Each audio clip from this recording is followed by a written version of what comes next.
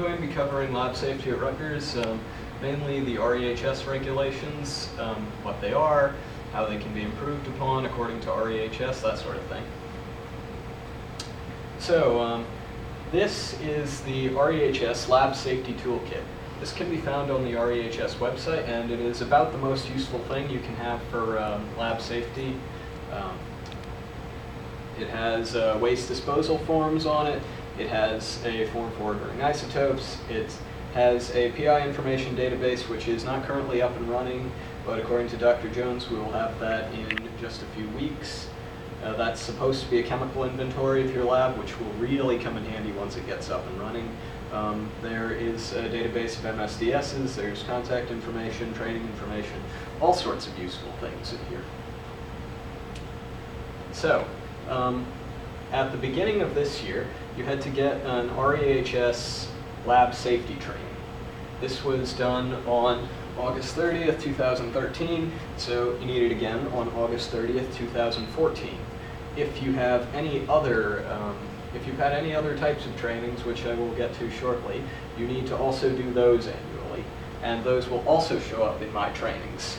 This is in myrehs.rutgers.edu. So, I mentioned additional courses before. There are a bunch of these. You are certainly not going to need all of them, but most of the labs around here use at least one of them in addition to the regular lab safety training.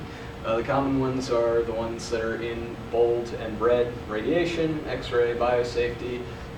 This dangerous goods one is actually what you need to ship anything out of your lab.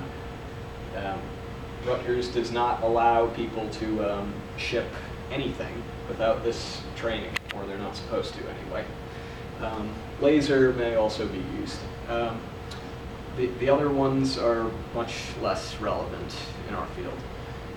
So make sure you have the proper training. Some labs make you get just basic training and then are working with X-rays or lasers and don't really address that.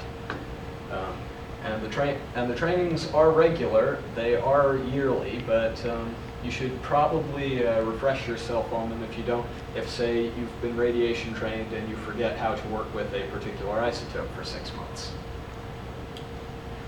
So hazardous waste disposal at Rutgers goes through REHS. REHS has specific policies on this. The different types of waste have to be disposed of via different means. Hazardous waste is disposed of one way, that's typically dangerous chemicals, glassware, things like that. The glassware is disposed of separately from the dangerous chemicals, of course. That's also discussed in the toolkit. Medical waste, sharps, needles, and the like are disposed of separately, and radioactive waste is really closely kept. You need to keep a very close eye on your radioactive waste, and it needs to go through REHS. So REHS does annual inspections of a lab.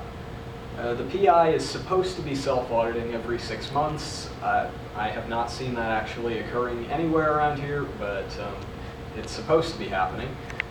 And all the employees in a lab need to read the chemical hygiene guide, because REHS can come in and start asking the employees questions. So it's not just your PI who can get in trouble for this. REHS also has caution signs available for lab doors. Those need to be on your lab door if you are doing anything other than regular lab safety. Like, for example, there are biosafety signs common. Okay.